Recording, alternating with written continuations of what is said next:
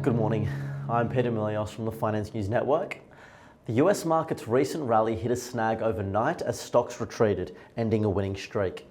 The Dow Jones Industrial Average slipped 0.15%, while the S&P 500 and the Nasdaq Composite declined by 0.2% and 0.33% respectively. This marked the first negative day for the Dow in 6 sessions and snapped an 8-day winning streak for the S&P 500 and the Nasdaq.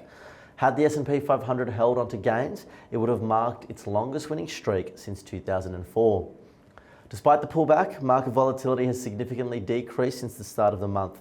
The SIBO Volatility Index, or VIX, is now below 16, a stark contrast to the peak of 65 reached on August 5th, when the S&P 500 suffered its worst day since 2022 amid a global market sell-off.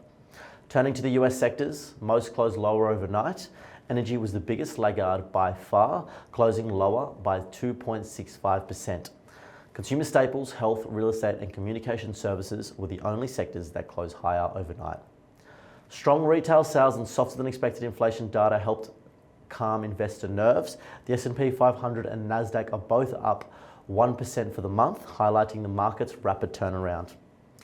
All eyes are now on the Federal Reserve's Jackson Hole Economic Symposium on Friday, where Chair Jerome Powell will deliver a speech.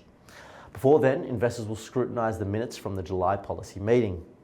With the market pricing in a rate cut, the main question is whether the Fed will opt for a quarter point or half-point reduction in September.